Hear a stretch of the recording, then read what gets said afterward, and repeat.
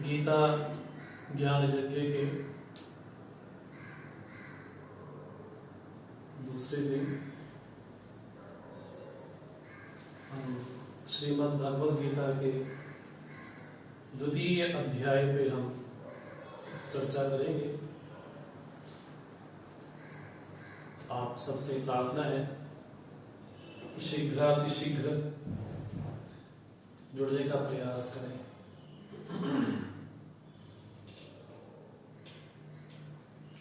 प्रथम हम मंगलाचरण करते हैं, उसके बाद फिर अध्याय में प्रवेश करेंगे।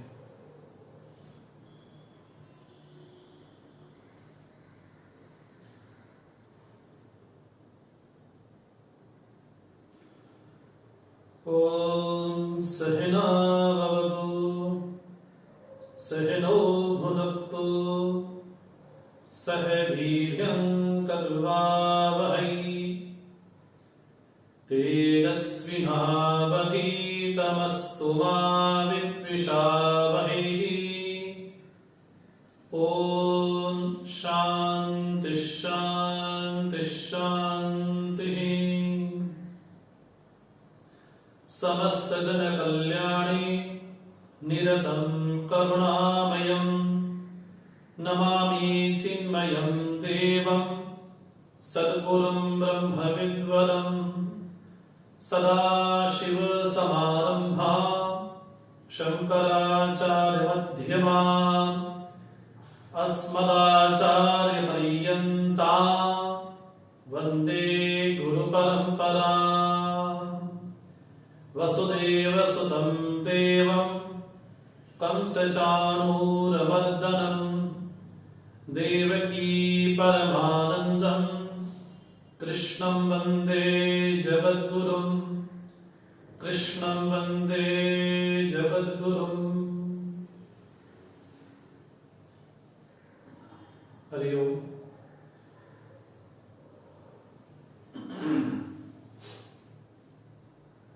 कल हमने श्रीमद् भगवद गीता के प्रथम अध्याय पे विहंगम दृष्टि से हमने चर्चा की थी। हालांकि एक एक अध्याय में इतना विषय है, उसका जितना विस्तार किया जाए उतना कम लगता है, लेकिन एक समास शैली भी है कि विषय को संक्षेप में करके उस अध्याय को प्रस्तुत किया जाए। जैसा हमने पहला आपसे निवेदन किया कि प्रत्येक अध्याय के बाद एक पुष्पिका वाक्य आता है, जिसको हम कहते हैं ओम तत्सत इति श्रीमद् भगवद गीतासु उपनिषत्सु ब्रह्म विद्यायां योग शास्त्रे श्री कृष्णार्जुन संवादे। तो गीता के 5 विशेषण हैं, 5 नाम हैं। उन 5 नामों के जरिए, उन 5 नामों के माध्यम से हम श्रीमद् भगवद गीता को भी समझते हैं और अध्याय को भी समझते हैं। जैसे कि प्रथम अध्याय का नाम है अर्जुन विषाद योग। तो विषाद शब्द से स्पष्ट हो जाता है कि इस अध्याय में विशेष रूप से किसकी चर्चा है। अध्याय में श्लोक भले ही 40 हो या 50 हो या 30 हो या 20 हो, एक होता है पूरे अध्याय का विषय, एक होता है श्लोकों की आपस में संगति, और एक होता है एक ही अध्याय में अनेक प्रकार के अवान्तर विषय। जैसे कि प्रथम अध्याय में हमने विशेष रूप से अर्जुन की मानसिक स्थिति का वर्णन देखा, जो कि शोक मोह से व्याकुल है और उसके जन्म में विषाद प्रकट हो गया है। और साथ ही साथ दुर्योधन की मानसिकता का भी हमने वर्णन देखा, जहां दुर्योधन ये कहते हैं मदर्थे त्यक्त जीविताः, वो मेरे लिए आए हैं मर करके, अर्थात वो उन्होंने प्राणों की आहुति केवल मेरे लिए दी है। ठीक इसके विपरीत अर्जुन ये कहता है येषाम् अर्थे कांक्षितम् न राज्यम भोगा सुखानि च, जिनके लिए मुझे राज्य सुख इत्यादि चाहिए वो यहाँ पर उपस्थित हैं। तो अध्याय की समाप्ति पे हमने देखा जहां अर्जुन ये संजय ये कहते हैं धृतराष्ट्र से कि अपने शस्त्र छोड़ करके रथोपस्थ उपाविशत, रथ के पीछे भाग में जाकर के अर्जुन बैठ जाते हैं। तो हमने प्रथम अध्याय यहाँ पर देखा हमने कल तक। आज हम प्रवेश करते हैं गीता के दूसरे अध्याय में। अगर श्लोकों की संख्या के हिसाब से देखा जाए तो 18 अध्यायों में दो सबसे बड़े अध्याय हैं, एक दूसरा अध्याय और एक 18वां अध्याय। दूसरे अध्याय को कहा जाता है कि पूरी भगवत गीता की अनुक्रमणिका है। पूरी गीता में जो कहा जाएगा, जो विषय कहा जाएगा, उन सभी विषयों को समेट करके दूसरे अध्याय में प्रस्तुत किया है।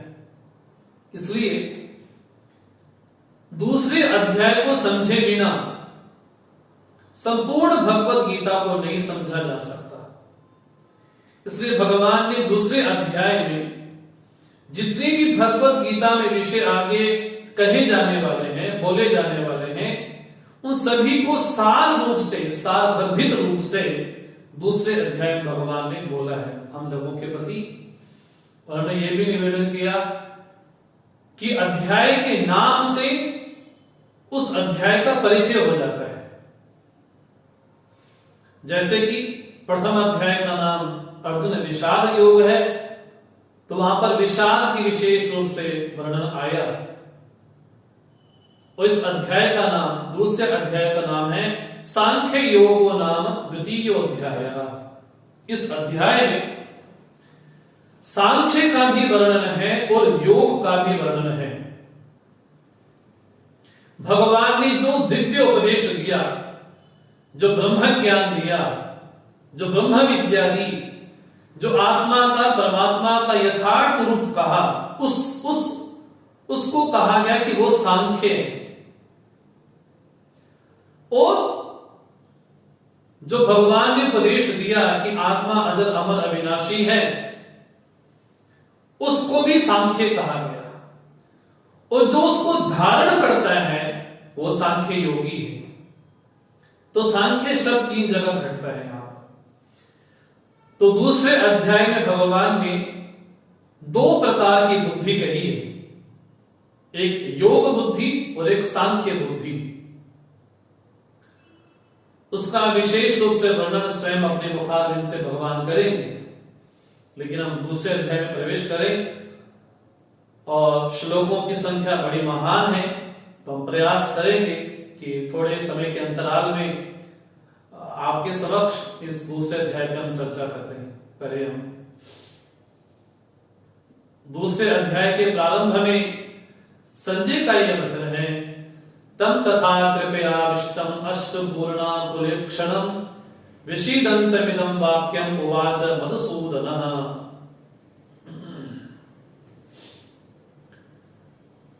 अर्जुन को कृपा ने आविष्ट कर लिया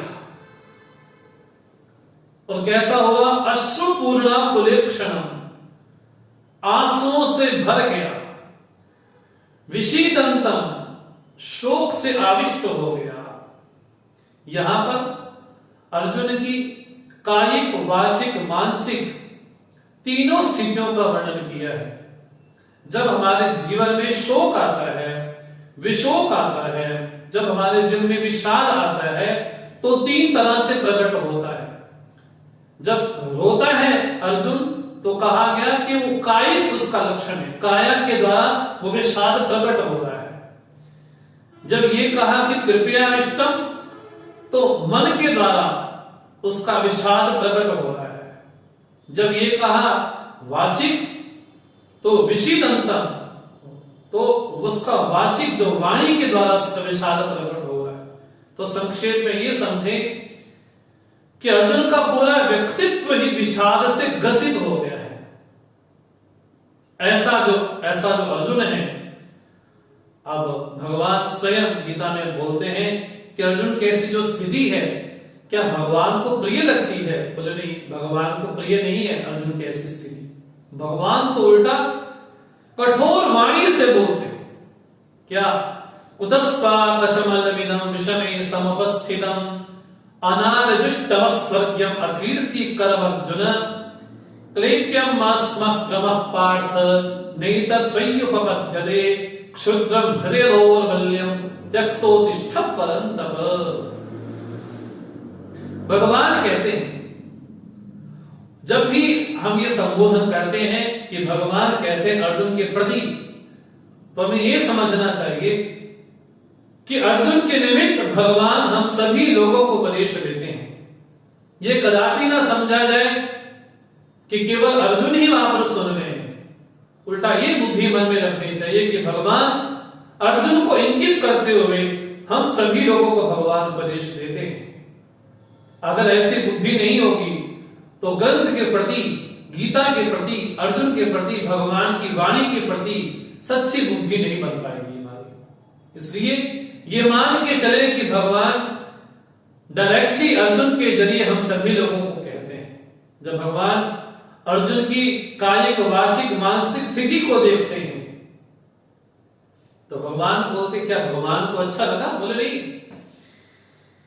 इदम कश्मलम विषमे उपस्थितम, ये जो तुम्हारा कश्मल है ये कहां प्रकट हुआ? ये जो कशैला कशैला तुम्हारा स्वभाव है ये कहां प्रकट हो रहा है? वो भी युद्ध स्थल में।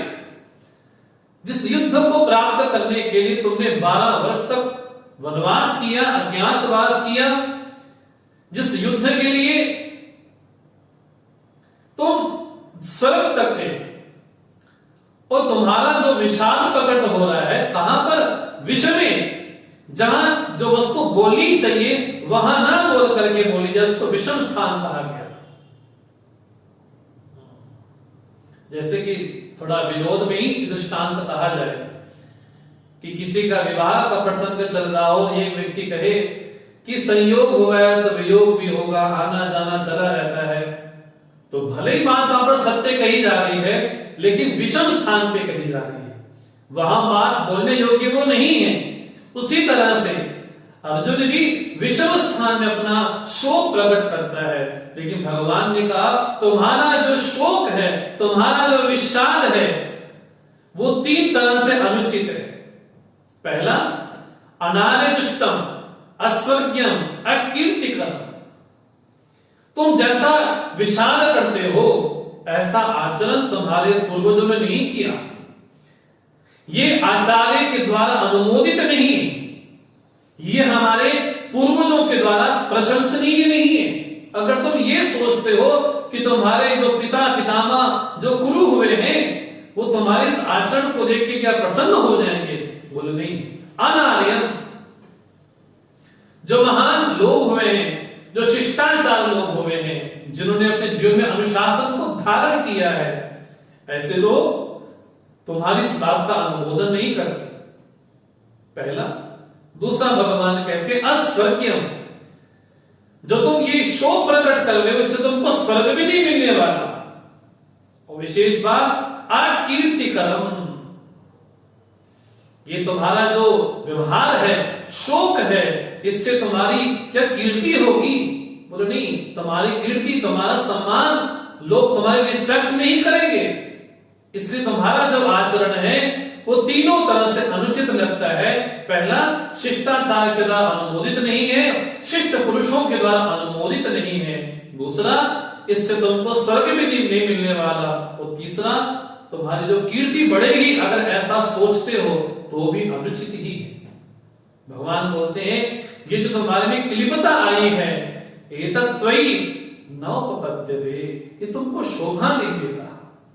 हाँ, कोई छोटा मोटा सैनिक कोई बोलता, उसको मैं कह सकता था कि वो ठीक कहता है, लेकिन तुम्हारे सरीखा धनंजय, तुम्हारे सरीखा अर्जुन, अर्जुन जो शब्द बना संस्कृत में अर्जनी धातु से बना, उसका अर्थ होता है जो अर्जन करे, अर्थात जो ज्ञानार्जन करे, जो धनार्जन करे, उसका नाम अर्जुन है। और अर्जुन का दूसरा बड़ा प्यारा अर्थ है ऋजुत्वात् अर्जुनः, जो सरल हो, जो निर्मल हो अर्जुन है। अरे तुम तो निष्पाप हो, तुम अनग हो, तुम पुरुषोत्तम हो, तुम पुरुषर्षभ हो, तुम भारत हो। तो आप देखेंगे पूरी भगवत गीता में भगवान ने अर्जुन के प्रति कितने महान महान विशेषण दिए। भगवान कहते हैं एतत् त्वयि नोपपद्यते, ये तुमको शोभा नहीं देता, इसलिए हृदय दौर्बल्यम क्षुद्रम त्यक्त्वा, ये तुम्हारे हृदय की जो दुर्बलता है ना, इसको त्याग करके उत्तिष्ठ, खड़े हो जाओ। उत्तिष्ठ मैंने उपरि तिष्ठत, जहां बैठे हो वहीं पर ही खड़े हो जाओ। और तुम्हारा नाम क्या है पहले ये तो सोचो। परम तप, तुम तो दूसरों को तपाने वाले हो, अर्थात तुम तो द्वैत को भी तपाने वाले हो, तुम तो अद्वैत स्वरूप हो। तुम शोक क्यों करते हो, विषाद क्यों करते हो? तो भगवान ने बड़ी कठोर वाणी में यहां पर अर्जुन से कहा। लेकिन अर्जुन ये कहते हैं क्या प्रभु, आपका नाम तो मधुसूदन है, आपका नाम तो अरिसूदन है। प्रभु क्या आप चाहते हो मैं अपने आचार्यों को मारूं और मेरा नाम क्या पड़े भीष्मसूदन? क्या मेरा नाम ये पड़े कि मैं द्रोणसूदन हूं? क्या मेरा नाम ये पड़े कि मैं पितामह सूदन हूं?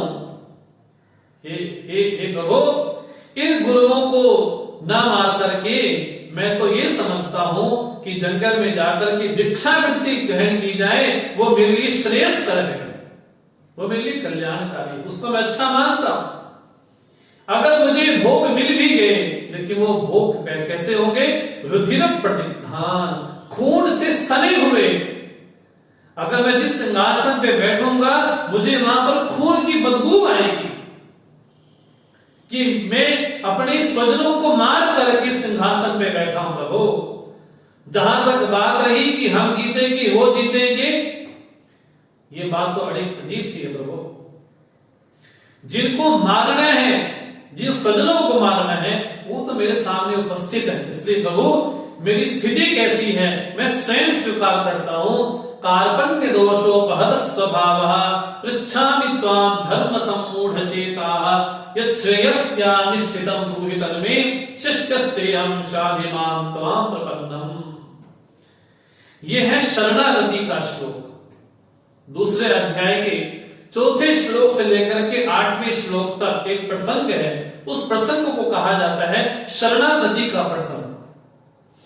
इसलिए हम प्रसंगानुसार इस विषय को जरूर कहते आएंगे, कहते चलेंगे कि भले इस अध्याय में 72 श्लोक हो, लेकिन वो श्लोक भी विषय में बंधे हुए हैं। 11वें श्लोक से लेकर के 30वें श्लोक तक एक सीधा सीधा वर्णन है, वो आत्मा की यथार्थ स्वरूप का वर्णन है। फिर 31वें श्लोक से लेकर के 38वें श्लोक तक एक वर्णन है स्वधर्म का, और उसके बाद एक विषय आता है 40वें श्लोक से लेकर के 52 श्लोक तक सांख्य योग बुद्धि का। उसके बाद 55 श्लोक से लेकर के 70 श्लोक तक एक विषय आता है स्थित प्रज्ञ लक्षण का। तो विषय हम आगे देखते हुए जाएंगे, लेकिन यहां पर 7वें अध्याय में अर्जुन ने भगवान के सामने शरणागति को स्वीकार किया है। अर्जुन क्या बोलते हैं? कार्पण्य दोषोपहत स्वभावः, हे प्रभु मेरे जीवन में एक स्वभाव प्रकट हो गया। कौन सा स्वभाव? कार्पण्य का। उस कायरता रूपी दोष से मैं ग्रसित हो गया हूं। यह अर्जुन स्वयं स्वीकार करता है, मैं कृपण हो गया हूं। इसलिए बड़ी विशेष बात, अहम पृच्छामि, मैं आपसे पूछता हूं, क्या धर्म सम्मूढ़ चेताः, मैं मूढ़ नहीं हूं, मैं सम्मूढ़ हूं। क्या करना चाहिए क्या नहीं करना चाहिए प्रभु मुझे इसका कोई ज्ञान नहीं हो रहा। धर्म के विषय में पूरी तरह से मूढ़ हो चुका हूं। तो मानो भगवान ने कहा कि ठीक है, अगर तुम मूढ़ हो गए हो तो किसी से जाके पूछ लो। बोले नहीं, पूछूंगा तो आपसे ही। बड़ा प्यारा वर्णन यहां पर कहा। ये बड़ी प्यारी बात, यहां से अर्जुन की जो गंभीरता है, विनम्रता है, वो यहां पर प्रकट होती है। अर्जुन कहते हैं यह श्रेयस्यात्, यहां पर अर्जुन की जिज्ञासा प्रकट होती है, यत् श्रेयस्यात् तत् मे ब्रूहि निश्चितम्। जो मेरे लिए श्रेयस्कर हो, जो मेरे लिए कल्याणकारी है।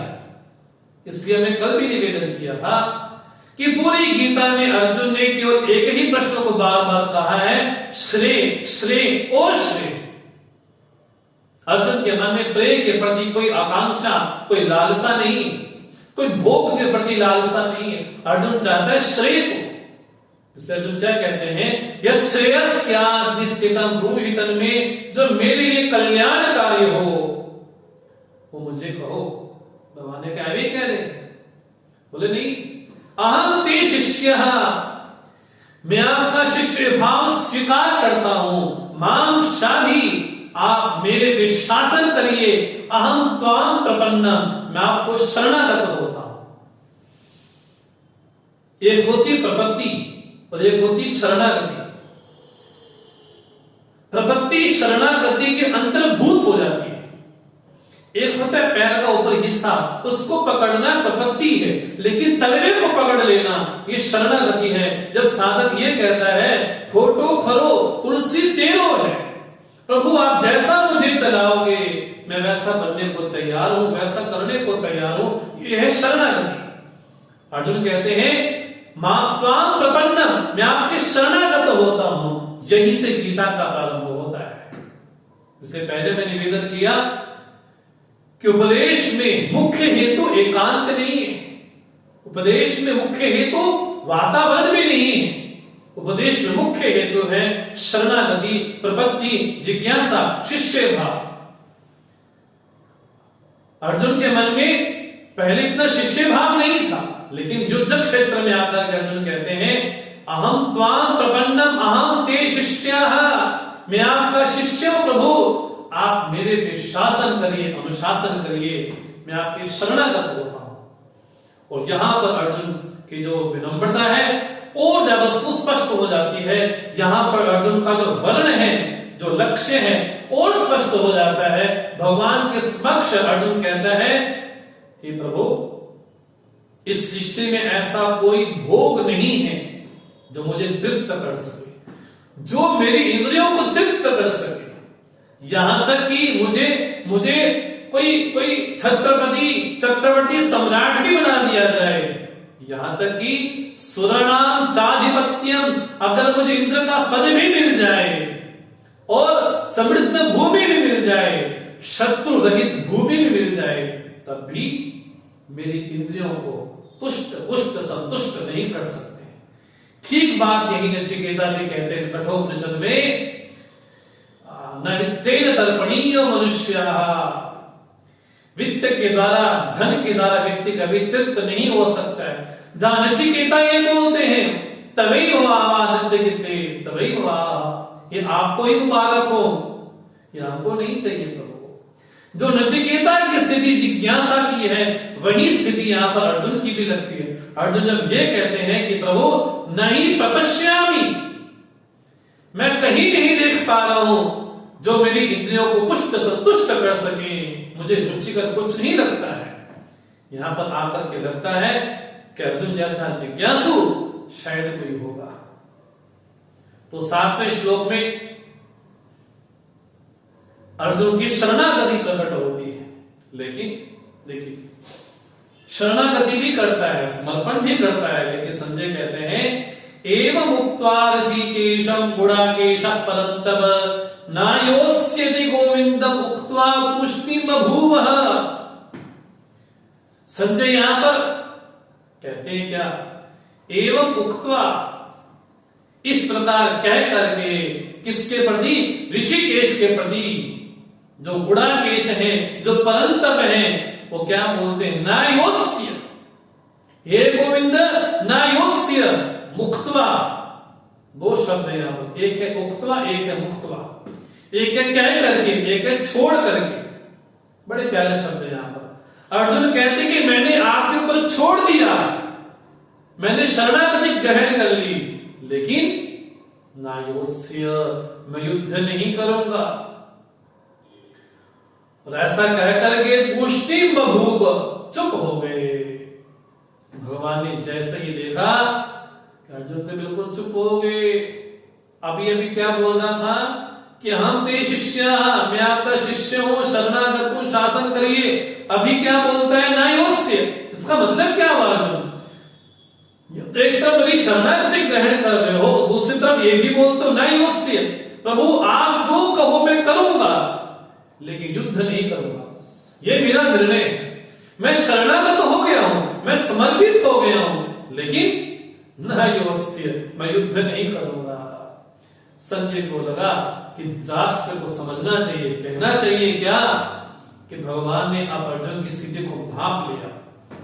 बड़ा प्यारा वाक्य हम लोग बोलते हैं, तमुवाच ऋषिकेशः प्रहसन्निव भारत सेनयोरुभयोर् मध्ये विषिदन्तमिदं वचः। तब उवाच, उस अर्जुन के प्रति ऋषिकेश ने कहा। ऋषिकेश कौन है? बोले हमारा जो अंतर्यामी परमात्मा है वही ऋषिकेश है। इंद्रियों को बोलते ऋषि की, ऋषि का नाम इंद्रियों नाम स्वामी, अंतर्यामी। बोले वही अंतर्यामी ऋषिकेश ही है। ऐसे ऋषिकेश भगवान ने हे भारत, यहां पर संबोधन दिया गया धृतराष्ट्र के प्रति। यहां पर संजय कहते हैं हे भारत, वंश की दृष्टि से धृतराष्ट्र को कहा गया कि वो भारत है, लेकिन गुण की दृष्टि से अर्जुन को कहा जाता है कि वो भारत है। अर्जुन भी भारत है। इस अध्याय में, इस गीता में अर्जुन के लिए भी भारत शब्द कहा गया, वो धृतराष्ट्र के लिए भारत कहा गया। लेकिन जब धृतराष्ट्र के प्रति कहा गया तो वंश के कारण कहा गया, लेकिन जब अर्जुन के प्रति भारत कहा जाता है तो अब भारत का अर्थ है भासी, रमते। भारत, हमारे देश का नाम भी भारत ही है ना। भा मैंने प्रकाश, ज्ञान, उस ज्ञान में जो रमण करने वाला है उसका नाम भारत है। हम भारतवासी। बड़ी प्यारी बात संजय कहते हैं, भगवान ऋषिकेश ने उपदेश दिया, लेकिन कैसे? तो कहा प्रहसन इव, हंसते हुए भगवान ने उपदेश दिया, हंसते हुए।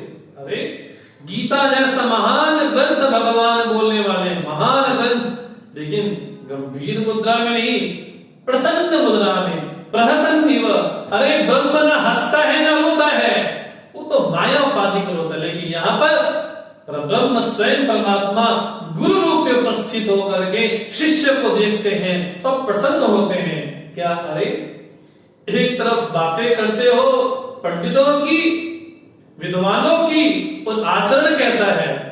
अरे अर्जुन तुमको समझना चाहिए कि बातें बोलना एक बात है, लेकिन जो बात कह रहे हो, जो बातें विद्वानों वाली कह रहे हो, लेकिन पंडित जन तो ऐसा नहीं सोचते। तो यहां से गीता के 11वें दूसरे अध्याय के 11वें श्लोक से मुख्य रूप से गीता प्रारंभ होती है, जहां भगवान ने गीता का महान उपदेश प्रारंभ किया है।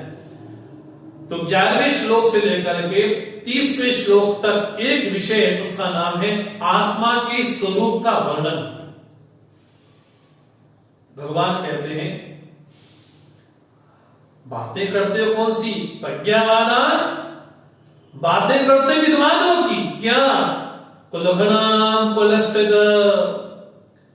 अरे क्या हो जाएगा, हमारे जो पितर हैं पतित हो जाएंगे। बातें करते विद्वानों की, प्रज्ञा वालों की तरह बातें करते हो। ये बड़ा आश्चर्य लगता है जब ये कहते हो वर्ण संकर कारक ही, जब ये कहते हो कि ये ऐसा अनर्थ हो जाएगा। लेकिन जो पंडित जन है वो शोक नहीं करते। पंडिता नानुशोचन्ति, किसके विषय में? कथासून अकथासून, जिनके प्राण चले गए हैं या नहीं भी गए हैं उनके विषय में पंडिता न अनुशोचन्ति, पंडित जन शोक नहीं करते हैं। तुम तो शोक करते हो, इसका मतलब तुम पंडित नहीं हो सकते। पंडित का अर्थ कोई चोटी धोती वाला नहीं। भगवान की भाषा में पंडित कौन है? जिसकी जिसकी बुद्धि आत्मा में स्थिर हो गई है वो पंडित है। आगे भी भगवान बोलेंगे पंडिता समदर्शिनः, जो समदर्शी है वो पंडित है। भगवान कहते हैं गतासून अगतासून, अर्थात जिनके प्राण चले गए नहीं गए उनके विषय में पंडितजन शोक नहीं करते। प्रभु क्या वो पत्थर हृदय वाले? बोले नहीं, वो संबंधों की वास्तविकता को जान चुके हैं। वो ये जान चुके हैं संबंधों के बारे में, संयोग हुआ है तो वियोग के लिए हुआ है। संयोग के दिन ही वियोग की तिथि लिख दी जाती है। मां की कोख में जीव जब आता है तो मृत्यु की तिथि भी लिख दी जाती है। ये तो निश्चित है, ये तो अवश्यम भावी है। इसका मतलब ये नहीं है कि जो पंडित है उनका हृदय कठोर होता नहीं, वो संबंधों की वास्तविकता को जान चुके हैं, इसलिए पंडित जन शोक नहीं करते हैं। अगर तुम शोक करते हो तो तुम पंडित नहीं हो सकते। यही बात छांदोग्य उपनिषद में नारद भी कहते हैं, शोकम तरति शोकम आत्मविद। सनत आदि ऋषि को नारद जी कहते हैं कि मैं जानता हूं, मैंने सुना है कि जो आत्मज्ञानी है वो शोक से डर जाता है। तत्र को मोहा का शोका एकत्तम पश्यता, ईशावास उपनिषद में यही कहता है। उस आत्म स्थिति में शोक कहां और मोह कहां? शोक मोह तो वहीं पर आता है कि जहां संबंधों में आसक्ति है। शोक मोह तो वहीं आता है जहां संबंधों की सही तरह से पहचान नहीं हुई है। शोक मोह तो तभी उपस्थित होता है जब जीवन में सत्संग नहीं होता है। शोक मोह तो जीवन में तभी उपस्थित होता है जब भगवान की दिव्य वाणी को जीवन में नहीं धारते। भगवान जब ये कहते हैं पंडिता नानुशोचन्ति, पंडित जन शोक नहीं करते हैं। अगर तुमको ये लगता है कि ये पितामह भीष्म चले जाएंगे, लेकिन देखा जाए ये तो सदवृत्ति से परमार्थ स्वरूप से कभी नष्ट हो ही नहीं सकते। अगर शरीर की दृष्टि से देखा जाए, प्रभु अर्जुन कहते हैं, अर्जुन के प्रति कहते हैं, अगर शरीर की दृष्टि से देखा जाए वो तो आने जाने वाला है, लेकिन फिर भी तुमको लगता है कि वो नष्ट हो जाएंगे, तो तुम्हारा भ्रम है। क्योंकि ऐसा कभी नहीं हुआ कि मैं नहीं था, और ऐसा कभी नहीं हुआ कि तुम नहीं थे, और ऐसा कभी नहीं हुआ ये जनाधिपा नहीं थे। हम हमेशा से थे, हैं और रहेंगे। शरीर की आयु हो सकती है लेकिन जीव की आयु नहीं हो सकती। शरीर की आयु हो सकती है लेकिन आत्मा की कोई आयु नहीं हो सकती थी। भगवान क्या बोलते हैं, सर्वे वयम अतः परम, हम तो पहले से भी थे, हैं और रहेंगे। वे वैसा ही है कि जिस तरह से इसी देह में कभी यौवन अवस्था आती है, कभी कुमारावस्था आती है, कभी जरावस्था आती है। अर्जुन, जिस तरह से जागृत स्वप्न सुषुप्ति एक अवस्था है, जिस तरह से कुमार भाव, यौवन भाव और जरा भाव एक अवस्था है, उसी तरह से जन्म भी एक अवस्था है, उसी तरह से मृत्यु भी एक अवस्था है। जिस तरह से जागृत बदलने के बाद सुषुप्ति आती है, सुषुप्ति बदलने के बाद जागृत आता है, बोले जिस तरह से हम लोग शोक नहीं करते, जिस तरह से बाल्यकाल से कुमारावस्था, यौवनावस्था, जरावस्था आई, बोले जिस तरह से वहां पर शोक नहीं होता, उसी तरह से देहांतर प्राप्ति ही, देह के अतिरिक्त अन्य देह भी मिलना, बोले वो भी एक अवस्था ही है। उस विषय में जो धीर जन है वो कभी मोहित नहीं होते, क्योंकि धीर जन ये समझते हैं क्या, मात्रा स्पर्शास्तु कौन्तेय शीतोष्ण सुख दुःखदा आगमा पायिनो अनित्यान्तान्त तिक्षस्व भारत। अभी तक तो भगवान ने बड़ा दिव्य उपदेश दिया। भगवान से अर्जुन कहते हैं आंखों आंखों प्रभु मेरी पीड़ा कुछ और है। बोले क्या पीड़ा है? बोले चले जाएंगे। बोले कहां जाने वाले? जो धीर है वो मोहित नहीं होते, क्योंकि उनको ये पता है कि जो द्वंद्व है वो द्वंद्व कैसे है, आगम अपायिनः, आने और जाने वाले हैं। और ये हम सभी लोगों का अनुभव है। ऐसा कोई सुख नहीं जो हमेशा रहे, और ऐसा कोई दुख नहीं जो हमेशा रहे, ऐसी कोई सुखद परिस्थिति नहीं जो हमेशा रहे, ऐसी दुखद परिस्थिति नहीं जो हमेशा रहे। इसलिए स्थितियां कैसी है, आगम अपायिनः, आने और जाने वाली है, इसलिए अनित्यान, वो अनित्य है। तो प्रभु मैं क्या करूं? तान तितिक्षस्व, उसको सहन करो। ये संयमित होना, ये भारतीय संस्कृति बोलती है। संयम करो। कई लोग क्या बोलते हैं, अरे मन में आए तो करना चाहिए, एंजॉय करना चाहिए। अरे भैया, उस अग्नि में कितनी भी घी की आहुति डाले जाएंगे, उल्टा अग्नि भड़केगी, शांत नहीं होगी।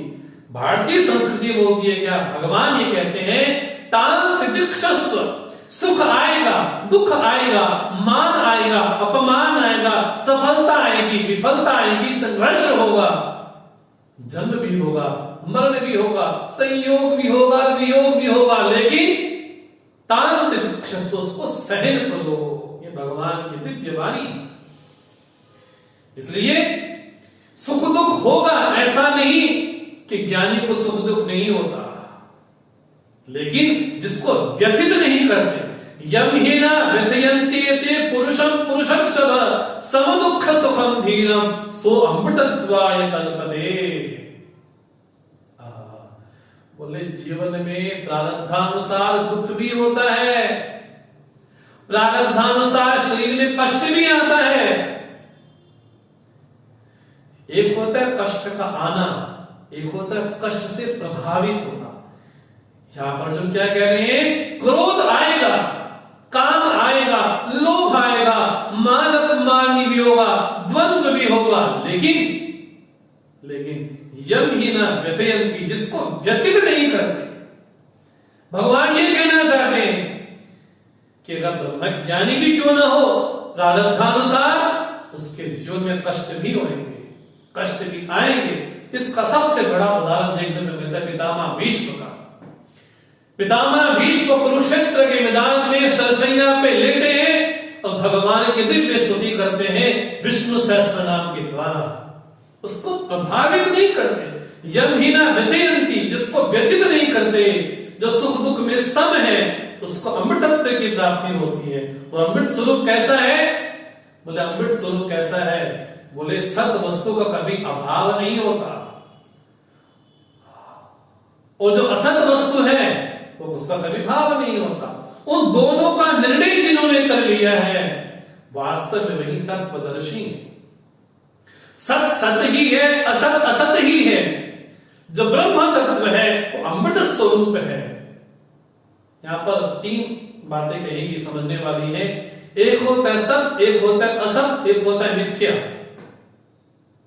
बोले जगत क्या है, बोले जगत को असत नहीं कह सकते, जगत को सत भी नहीं कह सकते, जगत को मिथ्या शब्द कह सकते हैं। इसलिए भगवान कहते हैं कि जो सत वस्तु है वो हमेशा से रहेगी, जो असत वस्तु है अर्थात जो वंध्या का पुत्र है, वंध्या का पुत्र कभी हुआ नहीं तो कभी बड़ा भी नहीं हो सकता, न कभी युवा हो सकता है, न कभी बढ़ सकता है। बोले जैसे वंध्या का पुत्र असत है, बोले जगत कैसा है, बोले ब्रह्म तत्व तो केवल सत मात्र है, लेकिन उसके अतिरिक्त जो भी कुछ है सब असत की श्रेणी में आता है। जिन्होंने, जिन तत्वदर्शियों ने दोनों का विवेक कर लिया है, वास्तव में वही तत्वदर्शी हैं। और यहीं से वेदांत शब्द का जन्म होता है। जब हम कहते हैं कि वेदांत वेदांत वेदा नाम अंतः, तो अंत शब्द का अर्थ होता है अंत मैंने निर्णय, निर्णय मैंने सत वस्तु ही परमात्मा है, असत वस्तु जगत है। जगत मैंने जायते गच्छति तिष्ठति इव, जाता है चलता है लेकिन लगता है कि ठहरा हुआ सा है, और इसको जगत कहते हैं। जहां भगवान ने उस तत्व को अमृत कहा, उसको सत कहा, अब भगवान कहते हैं कि वही अविनाशी है। भगवान कहते हैं तम विद्धि, उसको जानो। किसको, बोले हेन इदम ततम सर्वम व्याप्तम, जिसके द्वारा पूरा जगत व्याप्त है, भरा हुआ है, समाया हुआ है, उसको तुम जानो कि वो कैसा अविनाशी तत्व है। बोले कैसा है, बोले विनाशम अस्य अव्ययस्य, उस अविनाशी तत्व का कोई नाश नहीं कर सकता है। इसलिए ये जो देह है वो आने जाने वाली है। अंतवंते में देहा नित्यस्य उक्ता शरीरिणः अनाशिनः अप्रमेयस्य तस्मात् युध्यस्व भारत। हे अर्जुन, हे भारत, इमे देहा अंतवंत, ये देह तो आने जाने वाली, देह अर्थात भौतिक चीजें, देह अर्थात भूत से बनी जो भी कुछ चीजें हैं पंचभूत से जो भी कुछ पैदा हुआ है वो कैसा है? बोले अंतवंत। लेकिन वो तत्व कैसा है? बोले अनाशिना, वो तो अनाशी है। अनाशी मैंने वो अभोक्ता है। और कैसा है? अप्रमेयस्य, वो किसी विषय का प्रमेय नहीं बनता।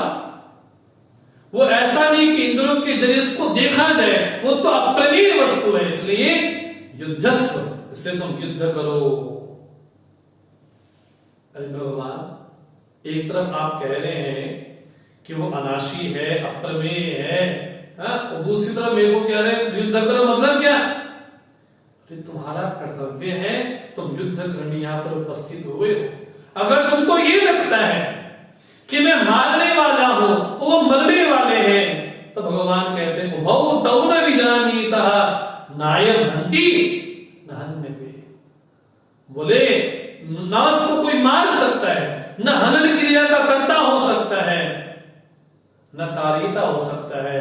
बोले ये एनम वेति हंतारम यस्तेनम मन्यते हतम, जो ये मानता है, समझता है कि मैं मारने वाला हूं, मैं मरने वाले हैं, तौ न विजानी, तो वो दोनों नहीं जानते। क्यों?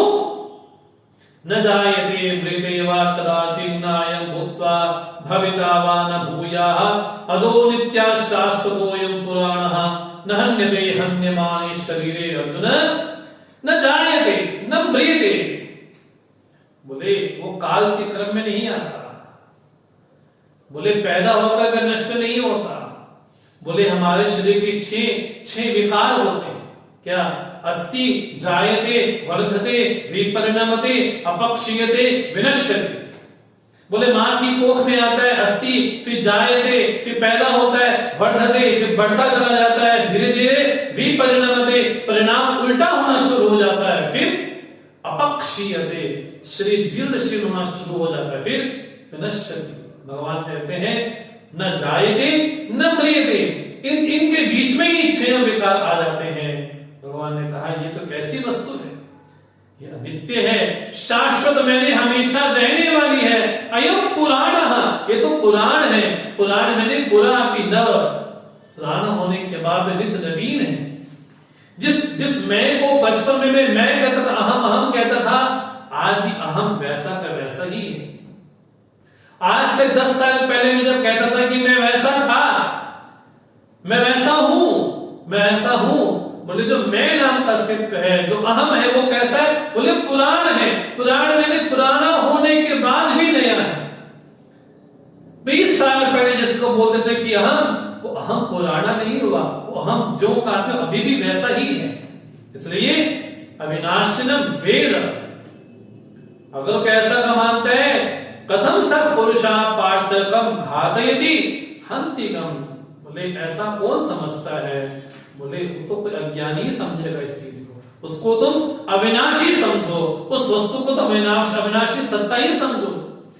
वो तो अजम है, अजन्मा है, उसका कभी नाश नहीं हो सकता।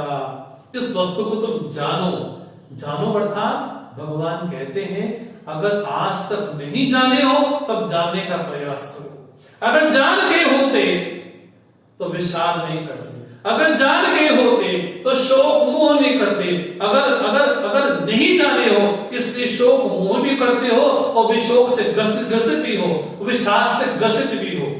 कथम सब पुरुषा पार्थ कब घातयति कब हन्ति, उसको कौन मार सकता है? इसलिए बड़ा प्रसिद्ध श्लोक गीता में बड़ा सुना पढ़ा बोला जाता है। यहां पर तो भगवान ने दृष्टांत के जरिए उस आत्मा की नित्यता को बतलाया, लेकिन कहीं ना कहीं हम उस श्लोक को थोड़ा अलग वे में ले लेते हैं।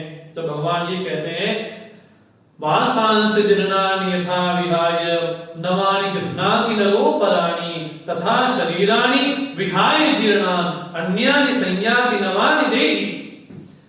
बड़ा सीधा इसका अर्थ किया जाता है। जब पुराने वस्त्र हो जाते हैं तो उसको त्याग करके व्यक्ति जैसे नए वस्त्र ग्रहण करता है, बोले वैसे ही जीव पुराने वस्त्रों को छोड़ करके नए वस्त्र ग्रहण करता है। वस्त्र का मतलब होता है रहने का स्थान, जो भी रहने का स्थान वो वस्त्र है। भगवान कहते हैं शरीर को कहा गया शरीर भी वस्त्र ही है।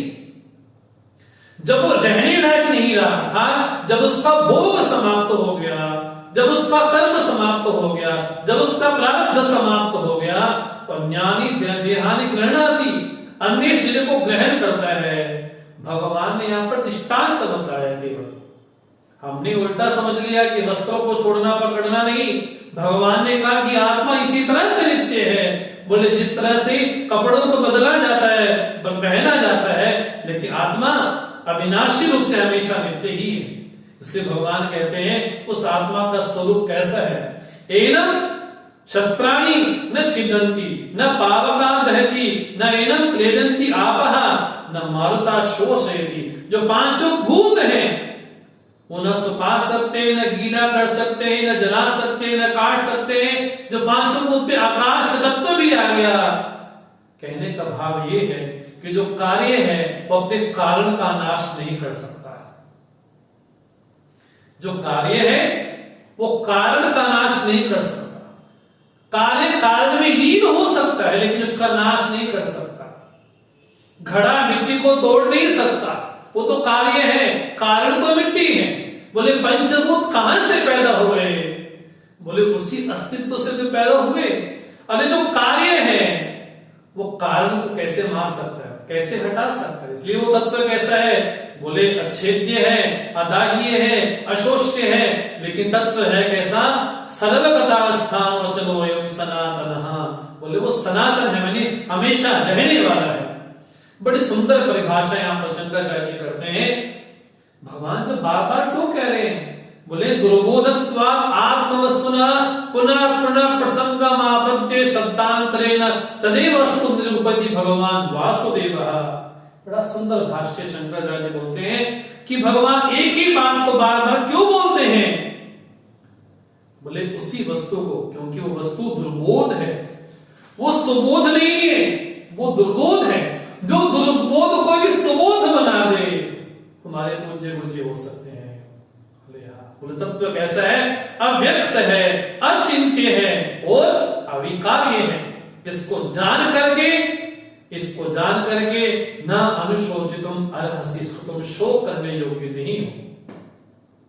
अगर तुम ये मानते हो, अगर तुम ये नहीं मानते हो कि आत्मा अजर अविनाशी है, अगर ये भी नहीं मानते हो, अगर ये मानते हो कि हमेशा जन्म में मरने वाला है, बोले फिर भी अत चैनम नित्य जातम नित्यम वापि मन्यसे मृतम तथापि तम महाबाहो नैवं शोचितुम अर्हसि, तो भी शोक के योग्य नहीं हो।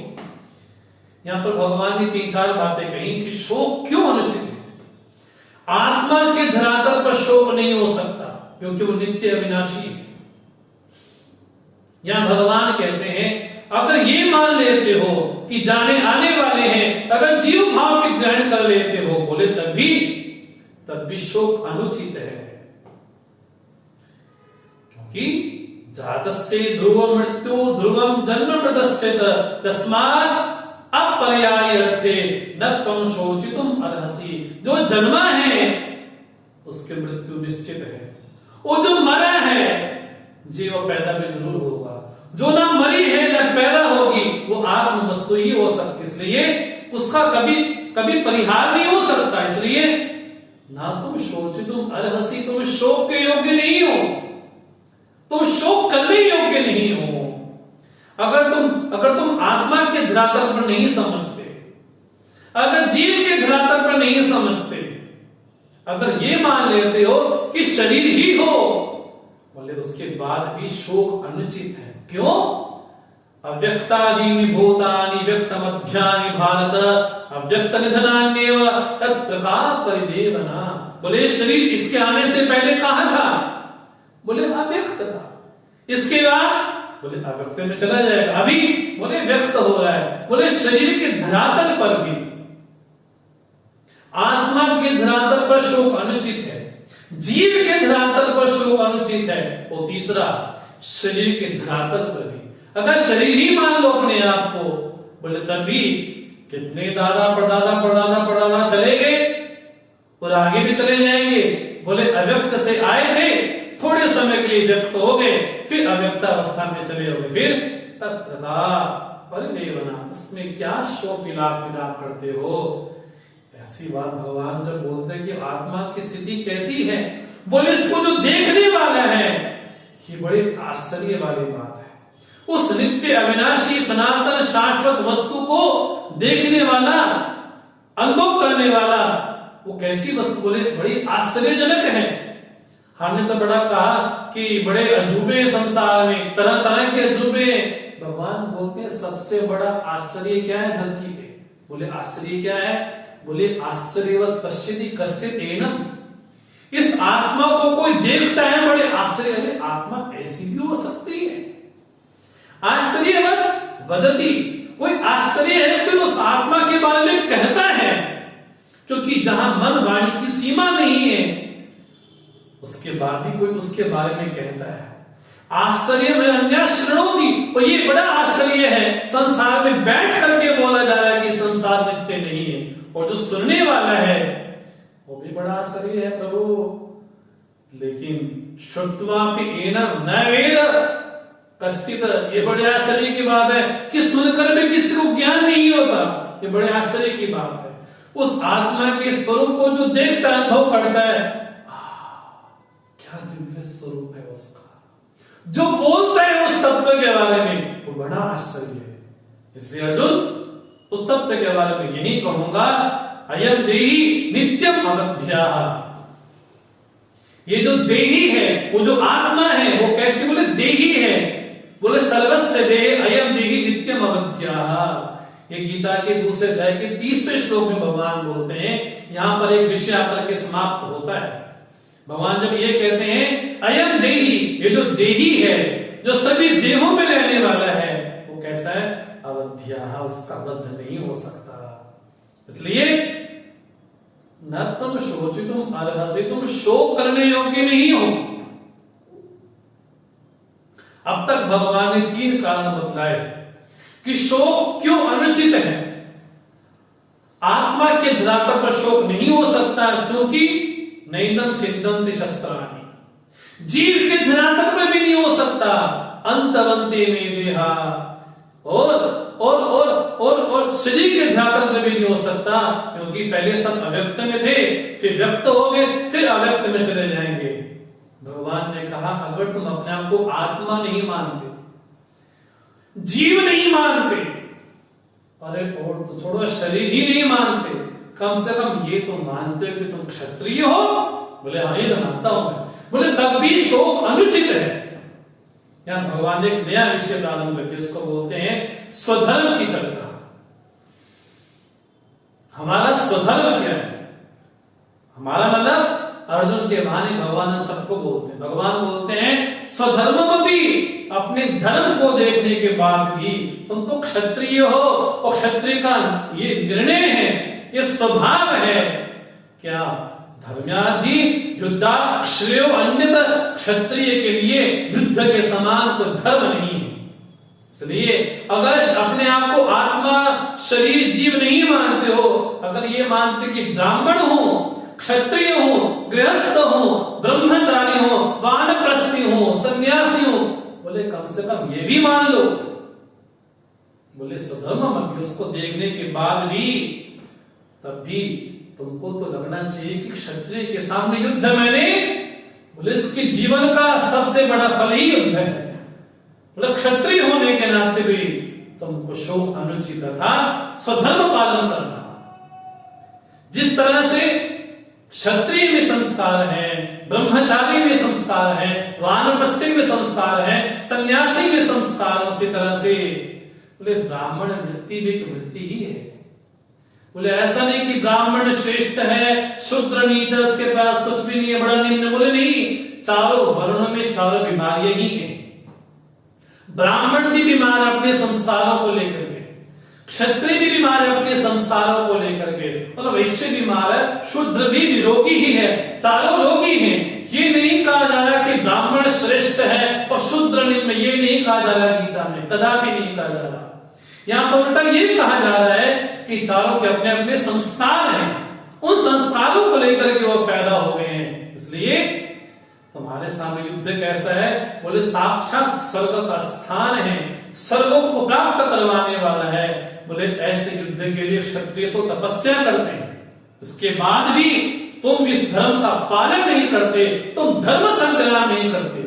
भगवान ने ये नहीं कहा कि युद्ध नहीं करते, भगवान ने कहा अथचेत तम इमं धर्म्यम संग्रामम न तरिष्यसि। ये संग्राम नहीं, केवल संग्राम नहीं, धर्म संग्राम है। यहां पर कोई मेरा पराया नहीं। एक तरफ तो मुझे मधुसूदन बोल देते हो, मधु का अर्थ होता है मीठा मीठा। अरे तुमको स्वजन मीठे मीठे लग रहे हैं, लेकिन जो अखिलांड कोटि ब्रह्मांड का अधिनायक सारथी बन करके बैठा है, क्या तुमको मैं मधु नहीं लग रहा हूं? क्या तुमको मैं मीठा नहीं लग रहा हूं? बाकी सभी स्वजन तुमको मधु लग रहे हैं, शहद के समान मीठे लग रहे हैं, लेकिन मैं तो मधु हूं, मेरे समान कौन मीठा होगा? इसलिए भगवान कहते हैं अगर तुम इस संग्राम को नहीं करोगे, धर्म संग्राम को नहीं करोगे, तो क्या होगा? बोले ततः स्वधर्मम कीर्तिम च हित्वा पापम अवाप्स्यसि। बोले अपने स्वधर्म और कीर्ति का हनन करके तुमको पाप ही प्राप्त होगा। अगर तुम ये सोचते हो कि तुम्हारी कीर्ति होगी, बोले नहीं नहीं नहीं, नहीं। बोले किसी संभावित व्यक्ति की, प्रतिष्ठित व्यक्ति की अगर कहीं निंदा हो जाए, अगर कहीं अपमान हो जाए, अगर कहीं अपयश हो जाए, उसको क्या लगता है कि मैं तो मर ही गया। बोले संभावित से चा कीर्ति मरणात् अतिरिच्यते। बोले मरने से भी बढ़ करके होगा। अरे रामा, बोले कितना भयानक होगा। भया दर्णापरतम मनसन्ते त्वां महारथाः येषां च त्वं बहुमतः भूत्वा यास्यसि राघवम्। जो तुम्हारे बारे में सोचते थे, अरे अर्जुन, अरे वो तो धनुर्धर है, वो तो महान धनुर्धर है, वो तो योद्धा है, तो क्या बोलेंगे? ये तो बड़ा डरपोक था, ये तो भाग गया। बोले बच्चे नहीं कहेंगे, बोले महारथा, बड़े बड़े माल के लोग भी कहेंगे। बोले ऐसे ऐसे कटु वचन कहेंगे। अवाच्यवादान बहुमुदश्यन्ति तवाहिता निंदन्तस्तव सामर्थ्यम ततो दुःखतरं निकिम। बोले ऐसे ऐसे वाक्य कहे जाएंगे तुम्हारे बारे में, अवाच्यवादान, इसको कहा नहीं जा सकता, और वो तुम्हारे कितना निंदा करेंगे, इससे बड़ा और दुख क्या होगा। बच्चा बच्चा गली में यही कहेगा, जब तुम यहां से छोड़ करके जाओगे, अपने को बड़ा मानोगी, मैं तो युद्ध से भाग के आ गया। बोल नहीं बच्चा, अरे ये तो डरपोक है। ये कौन है? अर्जुन बड़ा धनुर्धर था, बड़ा प्रतापी था, परंतु काहे का परंतु, वो तो डर के आ गया, वो तो पराजय स्वीकार कर ली उसने। भगवान बोलते हैं उससे बड़ा और कष्ट क्या होगा तुम्हारे लिए। इसलिए उत्तिष्ठ कौन्तेय युद्धाय कृतनिश्चय, उठो और युद्ध के निश्चय के लिए खड़े हो जाना। अगर जीत गए तो स्वर्ग मिलेगा, अगर मर गए, हाँ जी, अरे तुमको क्या नहीं प्राप्त होगा। इसलिए उत्तिष्ठ, खड़े हो जाओ। उत्तिष्ठ जागृत प्राप्य वरान्य बोधत, ये कठोपनिषद का वाक्य है, ये गीता का वाक्य। इसकी प्रेरणा पा करके स्वामी विवेकानंद ने पूरे विश्व में वेदांत का, अद्वैत वेदांत का, भारतीय संस्कृति का डंका बजाया, केवल इसी वाक्य का आश्रय लेकर के। कौन सा? उत्तिष्ठ, उठो, राइज अवेक। ये भगवान की कृपा है। और भगवान ने सबसे ज्यादा जो दोहन किया है गीता के श्लोकों का, उपनिषद से दोहन किया है। यदि कठोपनिषद पढ़ लेंगे तो गीता समझने में कठिनाई नहीं होगी। तो भगवान ने ज्यादातर जो श्लोक लिए बोले, भगवान बोलते केवल मैं नहीं बोलता, ये श्रुति मंत्र भी यही बोलता है। उत्तिष्ठ कौन्तेय युद्धाय, युद्ध की इच्छा से खड़े हो जाओ, दृढ़ निश्चय हो जाओ। और 6 चीजें तुमको ध्यान में रखनी चाहिए किसी भी कर्म को करने से पहले, कर्म के बाद नहीं, कर्म करने के पहले। सुख दुखे समय कृत्वा लाभा लाभो जया जयो ततो युद्धाय युज्यस्व नैवं पापम अवाप्स्यसि। कर्म करने के पहले 6 चीजें मन में स्पष्ट हो। इसको करने से सुख भी हो सकता है, दुख भी हो सकता है, लाभ भी हो सकता है, हानि भी हो सकती है, जय भी हो सकती है, पराजय भी हो सकती है। कर्म करने के पहले निश्चय करना चाहिए, फल के समय नहीं, कर्म करने के पहले मन में भाव जरूर। भगवान कहते हैं अब तक तुमको मैंने सांख्य बुद्धि कही, अब मैं तुमको योग बुद्धि के बारे में कहता हूं, जिस योग बुद्धि का आश्रय लेकर के तुम कर्म बंधन से छूट सकते हो।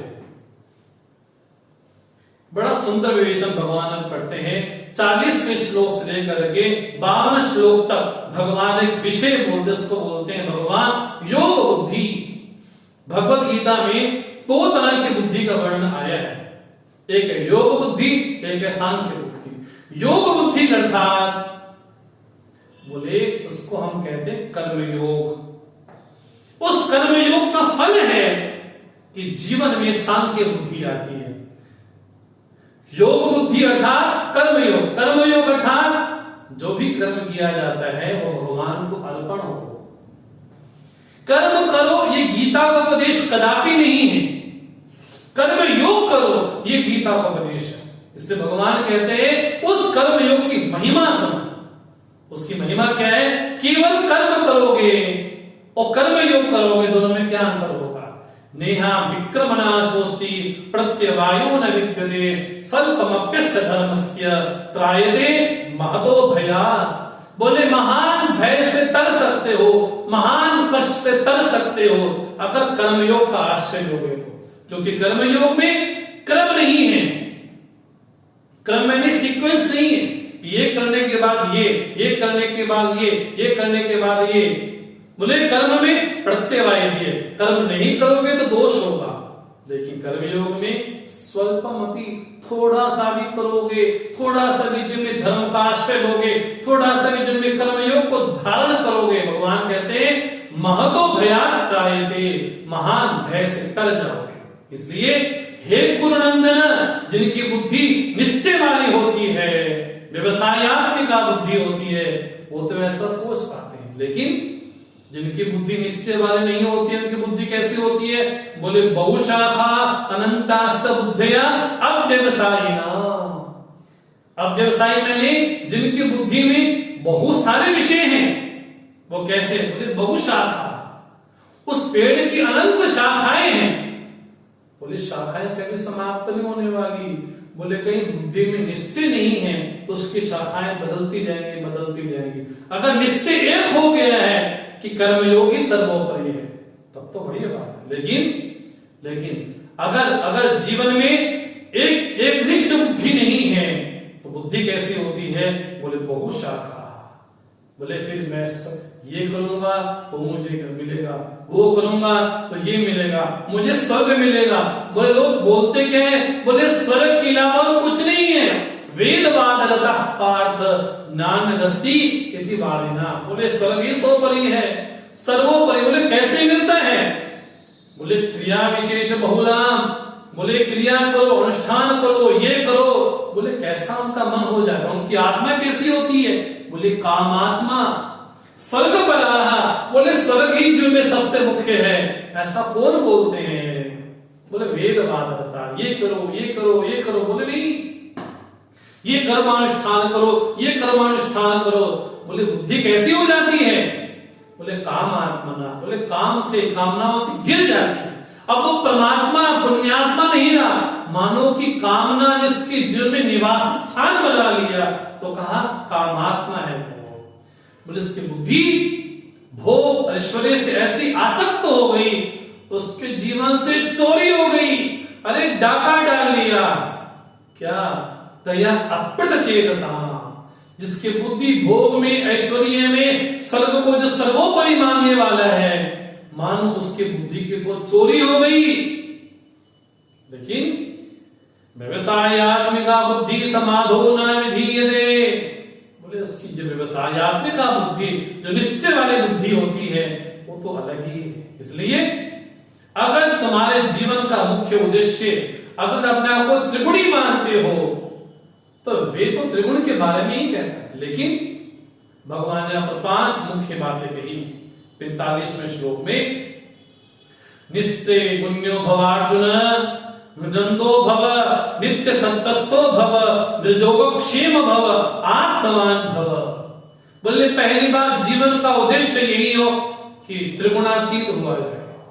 अगर वो नहीं हो सकते हो तो कम से कम कोशिश ये करो कि जीवन में हमेशा सत्व गुण को बढ़ाए रखो।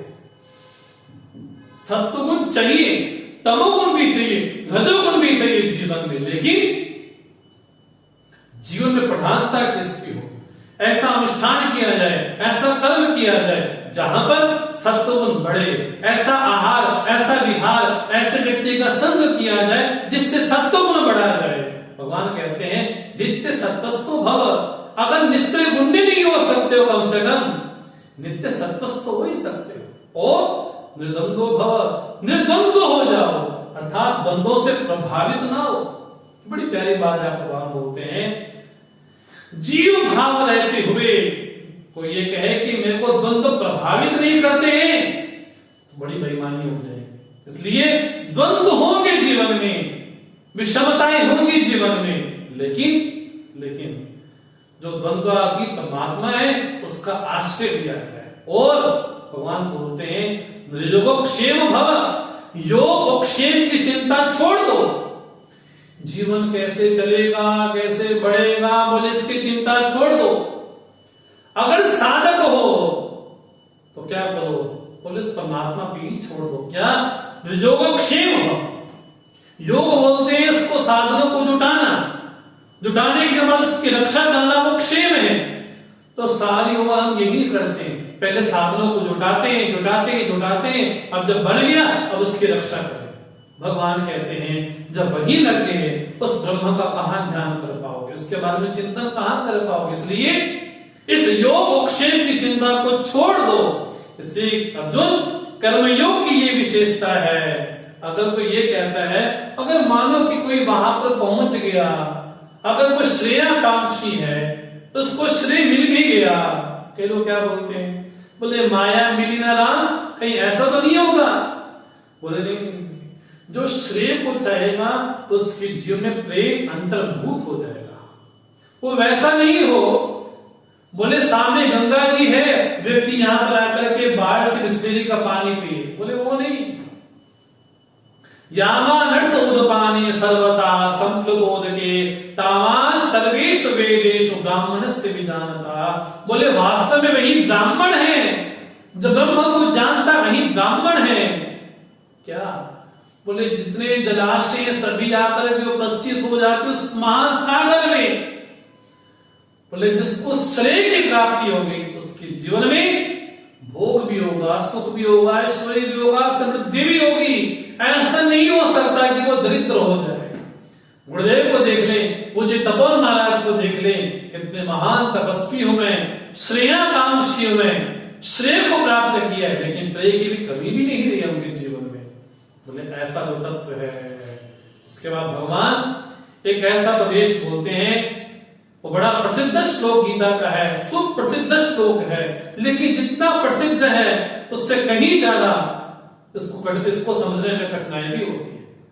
बड़ा प्रसिद्ध श्लोक है गीता का 47वां, कर्मण्येवाधिकारस्ते मा फलेषु कदाचन मा कर्म फल हेतुर्भू मा ते संगोस्त्व कर्मणि। भगवान कहते हैं कर्म करो। ये भगवान का उपदेश नहीं है, क्षमा चाहो। भगवान कहते हैं कर्मणि एव ते अधिकारा, तुम्हारा कर्म में ही अधिकार है, फल में अधिकार नहीं है। पशु का नहीं है, पक्षी का नहीं है, जीव जंतुओं का नहीं है, तुम्हारा अधिकार है। कहां? कर्म में। तुम कर्तुम अकर्तुम अन्यथा कर्तुम, करने नहीं करने में तुम समर्थ हो। अगर बड़ों का आदर करना अगर सहज होता तो सभी लोग करते ना, स्वाभाविक होता। कुछ लोग करते हैं, कुछ लोग नहीं करते। कुछ लोग माता पिता को देवता मानते हैं और कुछ लोग माता पिता को न जाने क्या क्या मानते हैं। अगर सहज ही होता तो सभी संस्कारी होते। इसलिए संस्कार बदलाना पड़ता, तुमको ये करना चाहिए ना। पंजाबी में क्या बोलते हैं, बोले बंदा बन जा, है ना। ऐसा क्या बोलते हैं, कर्मणि एव ते अधिकार, तुम्हारा कर्म में ही अधिकार है। कर्म की परिभाषा मैंने कर्ता भाव रख करके विहित और निश्चित जो क्रिया होती हैं उसको लेकर के कर्म शब्द बनता है। शेर किसी को मारे उसको पाप नहीं लगता, पेड़ किसी को छाया दे उसको पुण्य नहीं लगता, क्योंकि वो कर्म के अधिकारी नहीं है, मनुष्य कर्म का अधिकारी है। इसलिए भगवान कहते हैं कर्मणि एव ते अधिकारः, तुम्हारा कर्म में अधिकार है, फल में नहीं है, फल के विषय में स्वतंत्र नहीं है। लेकिन कर्म करने के पीछे जो कारण हो, हेतु हो, वो फल ना हो तो क्या हो? बोले कर्तव्य बुद्धि हो। मेरा कर्तव्य मुझे करना चाहिए, ये मेरा कर्तव्य, मेरा दायित्व बंदा मुझे करना ही चाहिए। बोले एक होता है इच्छा परायण जीवन, एक होता है कर्तव्य परायण जीवन, एक होता है प्रभु परायण जीवन। इच्छा परायण मैंने इच्छा आ गई तो कर लिया, इच्छा नहीं तो नहीं किया। लेकिन कहा है कि तुम्हारा कर्तव्य है, इच्छा ना भी हो तब भी करना पड़ता है। लेकिन उससे श्रेष्ठ है प्रभु परायण जीवन। कर्म तो हो, लेकिन कर्म के पीछे जो मोटिवेटर कोई हो, जो मोटिवेट करने वाला हो, वो फल ना हो, वो क्या हो? या तो कर्तव्य हो या तो परमात्मा की प्रीति हो। इसलिए भगवान बोलते हैं योगस्था कुरु कर्माणि संगम त्यक्त्वा धनंजय सिद्ध सिद्ध समो भूत्वा समत्तम योग उच्चते। बोले समता रूपी योग यही है कि योग में, कर्म योग में स्थित हो करके कर्म किया जाए, सिद्धि असिद्धि मिले। बोले जब भी कर्म करें तो मन में यही ख्याल आए कि ये कर्म किसके लिए कर रहा हूं। इससे बोलते कस्मै देवाय हविषामि देम, ये मैं यज्ञ कर्म क्यों कर रहा हूं।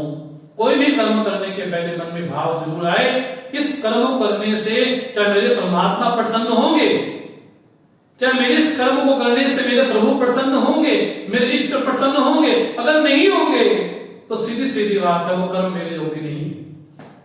भगवान बोलते हैं उस कर्मयोग की महिमा यही है कि बाकी जितने कर्म हैं उसके सामने बहुत दूर दूर दूर तक रहते हैं, लेकिन जो कर्म योग है वो कैसा है? बोले व्यक्ति को जन्म बंधन से छुटकारा दिलवा देते। इसलिए तस्मात् योगा युज्यस्व, कर्म योग में ही लगो, क्योंकि योगा कर्म सुकौशलम, यही कुशलता है योग की, कर्म की नहीं, ये योग की कुशलता है। कई लोग बड़ा अजीब सा बोलते हैं, बोले कर्म में कुशलता नहीं। अरे चोर बड़ा अच्छी तरह से चोरी करता है, डाकू बड़े अच्छी तरह से डाका डालता है, लेकिन वो कर्म में कुशलता नहीं है। भगवान कहते कि योग में कुशलता है, इस कर्म योग में कुशलता है।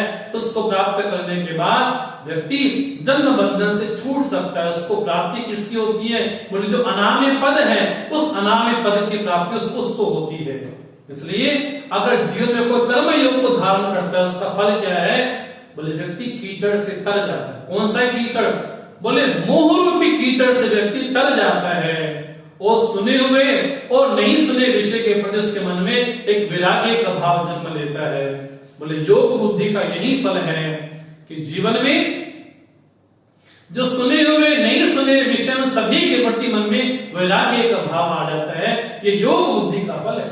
योग बुद्धि अर्थात मैं जो भी कर्म करूं वो कर्म केवल ईश्वर की प्रीति के लिए कर्म हो, ये कर्म योग है। उसमें स्वयं का स्वार्थ न हो। जहां स्वार्थ आया वहां संबंध नहीं टिकते, चाहे जगत का हो चाहे परमात्मा का संबंध हो। इसलिए योग बुद्धि का ये फल है। सांख्य बुद्धि अर्थात उस कर्म योग का फल ये होगा, व्यक्ति अपने आप को अनुभव करता है अहम तो असंसारी, अहम अभोक्ता, अहम अकर्ता, अहम चिदानंदा, अहम शिवोहम। ये सांख्य बुद्धि है। वो सांख्य बुद्धि का फल क्या है? बोले अनेक प्रकार के विषयों को सुना हुआ है, उन सुनने के बाद इसकी बुद्धि उस आत्मा में स्थिर हो गई है। बोले ये सांख्य बुद्धि का फल है। तो जैसे अर्जुन ने सुना जिसकी बुद्धि स्थिर हो गई है वो कैसा है? तो यहां पर एक नया विषय प्रारंभ होता है, स्थित प्रज्ञ के लक्षण। भगवान से अर्जुन पूछते हैं स्थित प्रज्ञस्य का भाषा समाधिस्थस्य केशव स्थितधि किम प्रभाषेत किमासीत व्रजेत किम। हे प्रभु उसकी परिभाषा क्या है? जो समाधि में जो आत्मा में स्थिर हो गया है, लोग उसके बारे में क्या बोलते हैं?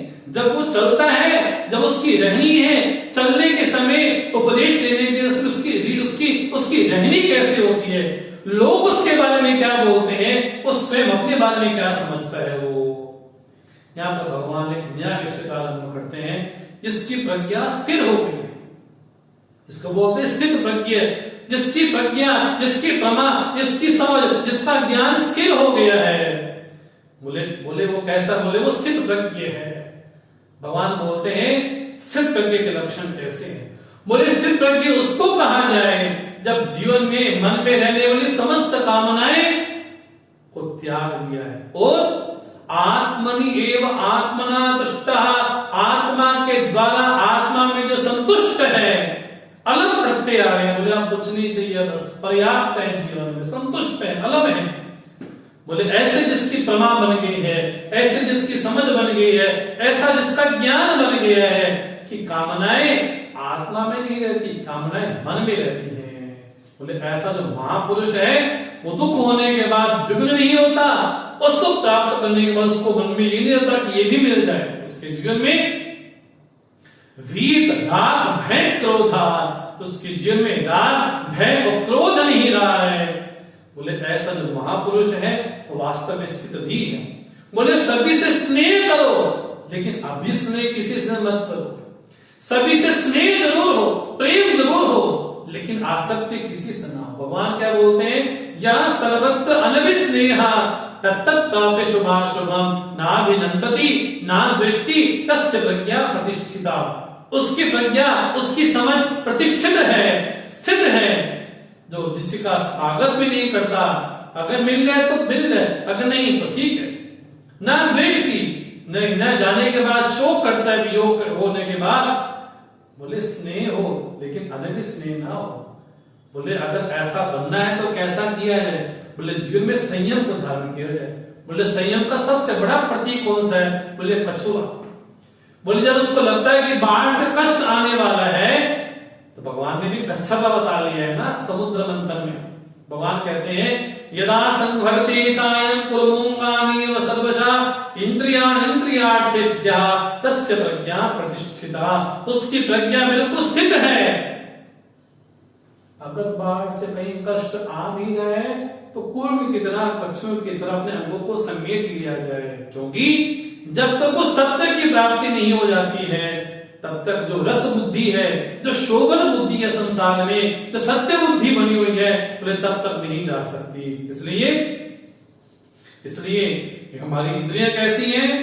बोले अरे क्या फर्क पड़ता है, एक दिन खा लिया, एक दिन पी लिया, एक दिन कर लिया तो क्या फर्क पड़ता? बोले नहीं, इंद्रियाणि प्रमाथीनि हरन्ति प्रसभम मनः। बोले हमारे मन को ले जाती हैं, खींच करके ले जाती हैं। ये इस पे कभी विश्वास नहीं करना चाहिए। बोले एक बार गई, बोले गई। इसलिए तानि सर्वाणि संयम युक्ता आसीत मत्परः। बोले जब मेरे परायण है तस्य इंद्रियाणि वश्यानि तस्य प्रज्ञा प्रतिष्ठिता। उसकी प्रज्ञा, उसकी समझ वास्तव में स्थिर है। यहाँ पर 2 श्लोकों में भगवान ने संयम का बड़ा विशेष वर्णन किया है। बोले किसी वस्तु का ध्यान किया जाए, उससे क्या होगा? मन में कामना पैदा होगी। बोले कामना से क्या होगा? बोले कामना अगर पूरी नहीं हुई तो क्रोध पैदा होगा। अगर क्रोध आ गया तो जो हमारी मोह, जो स्मृति है वो बिल्कुल लुप्त हो जाएगी। बोले वो होने के बाद बुद्धि का नाश हो जाएगा, और बुद्धि नाश होने के बाद व्यक्ति पुरुषार्थ करने के योग्य भी नहीं रहेगा। इसलिए राग द्वेष वियुक्तेषु विषयान् इंद्रियेश्चरन् आत्मवश्यैः विधेयात्मा प्रसादम् अधिगच्छति। बोले उसको प्रसाद की, उसको प्रसन्नता प्राप्त होती। बोले किसको? राग द्वेष वियुक्ता विषयान् इंद्रियेश्चरन्। बोले इंद्रियां तो विषय रूपी घोड़ों में, विषय में दौड़ती रहती हैं, लेकिन जो राग द्वेष से रहित हो गया है। भगवान ये नहीं कहते कि जिनमें राग द्वेष नहीं होगा, राग द्वेष होगा, लेकिन उनके अधीन नहीं होना एक बात है। भगवान कहते हैं यदि ऐसी किसी की स्थिति हो गई जो राग और द्वेष से रहित हो गई है, बोले जहां राग होगा वहां द्वेष जरूर होगा। ये बड़ी अचंभे वाली बात है। जहां भी राग जीवन में आता है वहां द्वेष जरूर होता है। इसलिए राग हुआ तो द्वेष स्वागत करने को तैयार है। इसलिए जिसकी बुद्धि ऐसी स्थिर हो गई है, राग द्वेष से रहित होकर के जगत में विचरण करता है। बोले सबसे मिलिए डुलिए, सबसे विवाह सहयात्री का, सह संबंधी का नहीं। अगर सह संबंधी का बन गया तो शोक भी होगा और विषाद भी होगा, मोह भी होगा। लेकिन यहाँ पर बात है सहयात्रा की। इसलिए अगर किसी के जीवन में वो प्रसन्नता आ गई, उस प्रसन्नता का फल क्या है? बोले अस्य हानि उपजायते, बोले जीवन में हानियां जो कष्ट है वो चले जाते हैं। बोले ऐसे जिसकी बुद्धि स्थिर हो गई है, कहां पर? प्रसन्न चेतसा आशु बुद्धि पर्यवतिष्ठते, उसकी बुद्धियां उपस्थित हो जाती है, शीघ्र प्रतिष्ठित हो जाती है। इसलिए मेरा यह मानना है अगर कोई अशांत चित्त वाला है तो अशांत चित्त में कभी भी शांति नहीं हो सकती। इसलिए इस प्रज्ञा को स्थिर करो। इसलिए अगर कोई इस प्रज्ञा को स्थिर नहीं करता तो क्या होता है? बोले इंद्रियाणाम ही चरताम यन्मनोनुविधीयते तदस्य हरति प्रज्ञा वायु नावम इव अंबसी। बोले समुद्र में बड़ी तेज तेज हवाएं चलती हैं, बोले कहीं उसको हमने संयमित नहीं किया, बोले उसकी प्रज्ञा को खींच लेते हैं, ले लेते हैं, चुरा लेते हैं, हरती प्रज्ञा। इसलिए इंद्रियामी चलता इंद्रिय तो विषय में दौड़ती है। इसलिए सबसे मुख्य साधक के लिए कहा जाता है तस्मात् यस्य महाबाहो निगृहीतानि सर्वशः इंद्रियाणि इंद्रियार्थेभ्यः तस्य प्रज्ञा प्रतिष्ठिता। उसकी प्रज्ञा, उसकी समझ, उसका विवेक वास्तव में स्थिर है। किसका? बोले जो संयमी है, जो विवेकी है, जो इंद्रियों के विषय में जिसकी बुद्धि भ्रमित नहीं करती, भ्रमण नहीं करती, रमण नहीं करती। बोले वास्तव में अगर कोई जीवन में साधक को करना चाहिए तो एक ही उपाय करना चाहिए। बोले क्या? जीवन में संयम को धारण करना चाहिए। बोले ऐसा संयम हो जाए। भगवान संयम को बार बार यही बोलते हैं कि संयम साधक के लिए आवश्यक है। और इस अध्याय में जो स्थित प्रज्ञा के लक्षण आए हैं वो केवल महापुरुष की स्तुति मात्र के लिए नहीं आए, ये इसलिए भी आए हैं कि जो महापुरुष के लक्षण हैं वो हमारे लिए साधना है। ये भगवान शंकराचार्य स्वयं कहते हैं कि जो भी महापुरुषों के लक्षण गीता में, रामायण में, कहीं भी ग्रंथ में मिलते हैं वो उनके लक्षण हो सकते हैं, लेकिन हमारे लिए वो साधना हो सकती है। इसलिए अर्जुन, जिसकी बुद्धियां प्रस्थिर हो गई है वो जगत को कैसा देखता है, हम जगत को कैसा देखते हैं। बोले हमारे लिए हम तो जागते हुए भी सो ही रहे हैं, लेकिन वो महापुरुष या निशान सर्वभूतानां तस्याम जागर्ति संयमी यस्याम जागर्ति भूतानि सा निशा पश्यतो मुने। बोले उस महापुरुष के लिए, तो पूरे जगत के लिए जो जागृत अवस्था है, बोले तो सब अविद्या में ही पड़े हैं। तुलसी बाबा बड़ा अच्छा बोलते, मोह निशा सब सोवनिहारा देखी सपन अनेक प्रकारा। बोले मोह रूपी रात्रि में सभी जीव सो रहे हैं, उस स्थिति में महापुरुष जाग रहा है। वो आंख खोलने के बाद भी जागता है, आंख बंद होने के बाद भी जागता है। वो चलने में, बोलने में, उठने में, बैठने में, बोले इसकी जो प्रज्ञा है बोले एक स्थिर वहां पर रहती है। बोले वहां से कभी विचलित नहीं होता है वो। बोले सारे जगत के लिए अविवेकियों की वही स्थिति है, लेकिन महापुरुष उस रात्रि में भी जागता है, उस अंधकार में भी जागता है। महापुरुष की ऐसी स्थिति है। बोले महापुरुष को कुछ मिलेगा, बोले उसको तो सब कुछ प्राप्त हो गया। आपूर्यमाणम अचल प्रतिष्ठम समुद्रमापा प्रविशन्ति यद्वत् तदवत् कामायं प्रविशन्ति सर्वे सशांति माप्नोति न काम कामी। बोले कामना वाले को शांति नहीं मिलती। अरे भैया आज एक कामना पूर्ण हुई है, कल दूसरी होगी, फिर 10 पूर्ण होगी तो 20 आ जाएंगी, जब 20 पूर्ण होगी तो 50 आ जाएंगी। बोले न काम कामी शांति आपनोति। बोले कामना वाले के जीवन में शांति नहीं मिलती। बोले वो महापुरुष उस तत्व में कैसा प्रतिष्ठित है। बोले समुद्र मापा यदवत् प्रविशन्ति। बोले नदियां आकर उसमें लीन हो जाती हैं। ऐसी उस महापुरुष की स्थिति है। वो महापुरुष का लक्षण कैसा है? बोले विहाय कामान्य सर्वान पुमान् चरति निस्पृहा निर्ममो निरहंकारः स शांतिम् अधिगच्छति। बोले जिनमें शांति उसी को प्राप्त होती है। बोले किसको?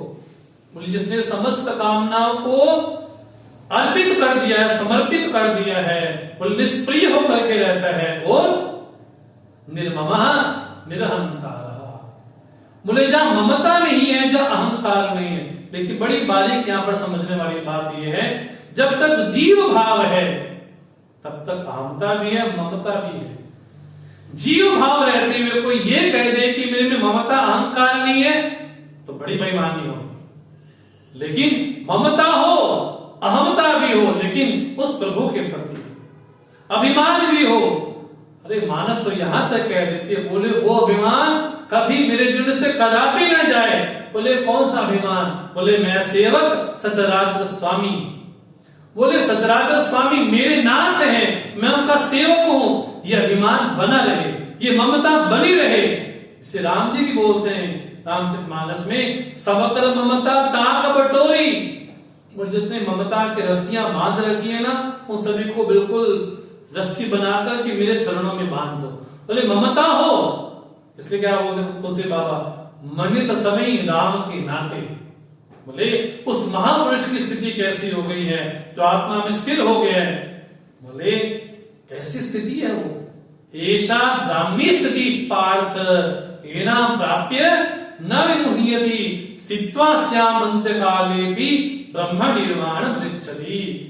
भगवान कहते हैं ये कोई स्थिति सामान्य नहीं है अर्जुन। ये कौन सी स्थिति है? बोले ब्राह्मी स्थिति है। इसको प्राप्त करने के बाद न विमुह्यति, बोले ऐसी स्थिति यदि अंतिम समय में भी बन जाए, अंतिम काल में भी बन जाए, बोले तब भी ब्रह्म निर्वाणम, बोले ब्रह्म तत्व को प्राप्त करता है ऐसा महापुरुष। बोले अब तक 20 साल हो गए, 40 साल हो गए, अब क्या फायदा पढ़ने से? अब गीता पढ़ने से क्या फायदा? अब ग्रंथ पढ़ने से क्या फायदा? लेकिन भगवान क्या कहते हैं?